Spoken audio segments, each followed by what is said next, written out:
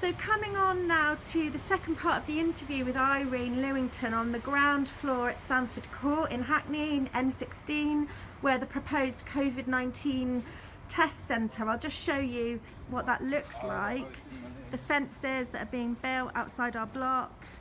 Hackney Council are here. Obviously the workers are lovely, it's not their fault, they're just here doing their job. But the government have obviously proposed this, and it's right on the doorstep of vulnerable people like Irene here. Irene, how do you feel? Irene's 92. She's had stomach cancer, so she's vulnerable to COVID-19.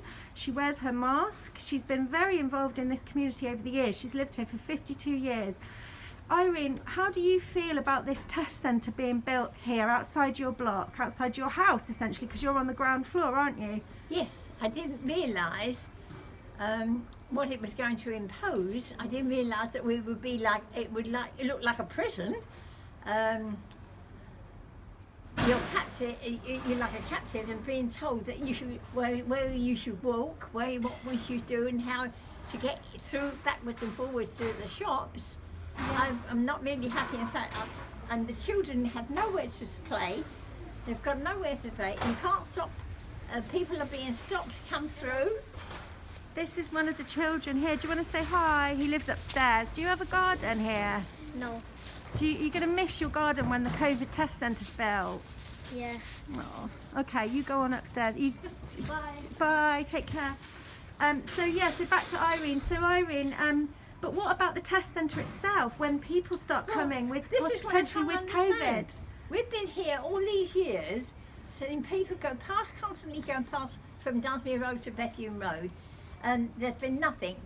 Nobody, I don't know of anybody that has passed away or anything else, and yet now we're going to be vulnerable. Because people are going to be bringing COVID. Yeah, because people are bringing COVID into this area. Exactly, like bringing it and coughing over the fences. I got told, yeah.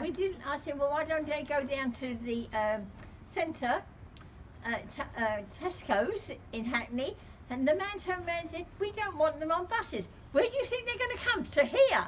Outside our actual houses. Yeah. They're going to come from Tottenham, Haringey. Yeah. Where do you think how they're going to all walk? I'm going to just pan out so people watching this video can see the block itself now. So I'm just panning out. I've got my dog here, Mabel. So I'm panning out. As you can see, these are the fences. I'm panning out. This is the block. This is the back of the block. There's Irene there with the dog. This is the block. And as you can see, there's a lot of work being done. These huge fences are being constructed. It kind of feels a bit like Glastonbury festival, but not as happy. We were told in a letter that it was going to be built in 48 hours as well, weren't we? They said there won't be any disruption. It'll be built in 48 hours. It's been already a week. Yes. There's a security guard here overnight with a guard dog in the car, inside the car, yes. Which I think's really inappropriate, you know, outside a residential block. I'm going to stop the interview now, Irene. Is that okay? Because I don't want the video to be too long. But thanks for watching, and please share this widely, everyone, on Twitter, and help us with our campaign to stop the COVID-19 test centre being built at #Sandford Court.